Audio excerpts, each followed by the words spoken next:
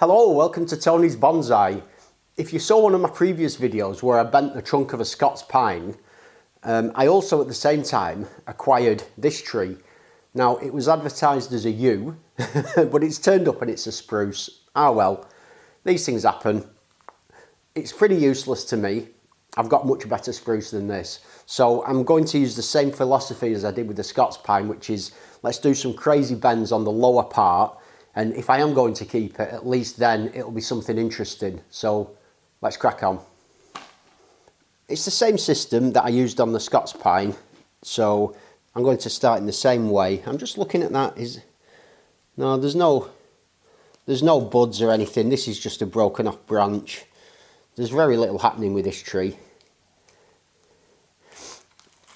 I put a community post on Facebook and I loved Nilly's comment. He described it as a scruffy one. And he's right. So I wind my way up the trunk. I don't think I need to wire any of those top branches. They're so flexible, they'll bend easily anyway. It's just this this bottom part. So again, it's a double turn of vet tape.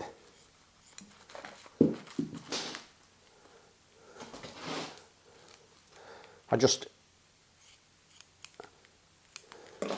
cut the back into 2 strips and just wrap them around opposite directions and tie a double knot like that. Then cut the ends off. Dead easy, dead quick. It's just an alternative to raffia, really. Load of soil's dropping out the bottom, but I can put that back in afterwards. I'll save that to one side. I find it easier wrapping this direction rather than coming around this way. I don't know why, but I just find it easier when I hold the wire there, come around. It just seems like a natural method to me, this.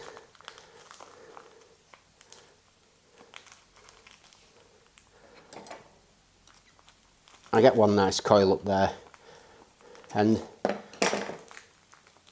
it's not quite enough. One coil of that won't bend that trunk, so I need the second coil of the same size wire. I've got 3 branches coming off at the top. This one comes at a nice angle and it's a bit thicker. I've got a nice one opposite it there, and this one, I think that will be removed in the end, in the long run. Or possibly if I just cut it back. Yeah, I'll do that, just so it doesn't thicken up, because I don't want a swelling here. But I've got a longer piece of wire now, and I can wire all the way up to the top. So, same method, nice coil, going all the way up. And I do them in between. I don't do it wire next to wire, because I want that extra support on the trunk. Now this wire is a bit thick for up here. I don't need it this thick, but seeing as it's here, I'll just do a loose coil around the top, just like that.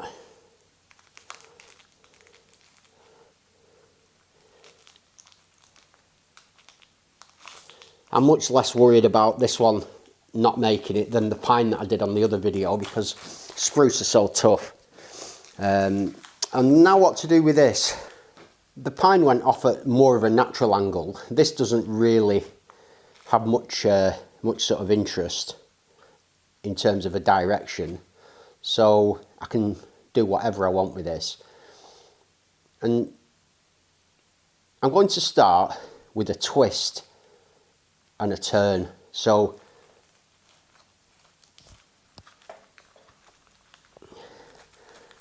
twist those wires around the base there, just to add a bit more support at the bottom. And again, a bit like the pine, I'm getting that twist and movement low down, but with this one, instead of just pushing to the side, I'm twisting from the very beginning to get me a real sort of nice tight turn there. And then with the pine, I went back on myself, so I don't want to with this. This is where you have to think what to do. That's worked nicely, that's added some interest.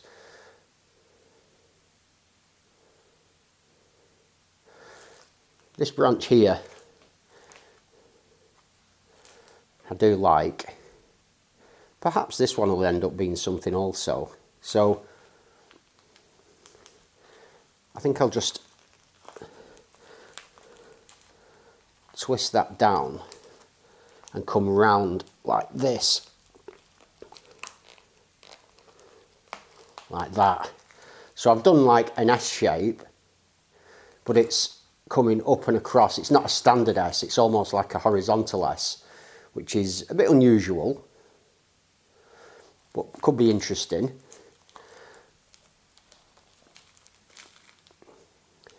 And then if I can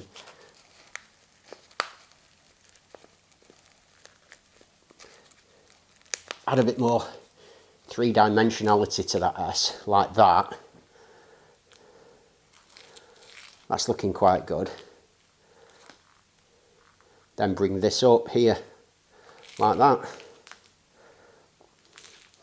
And we've got something there, I think. These branches are in quite interesting positions. Could both potentially be used. And this one that I initially thought I'd written off, perhaps that could become the main leader. Could possibly be now that. That's quite interesting. Got a dead branch in there that I'll just remove. So it's always worth leaving these branches on early if possible, because you never know if you'll end up wanting them in the composition. But that now can just be left to grow on.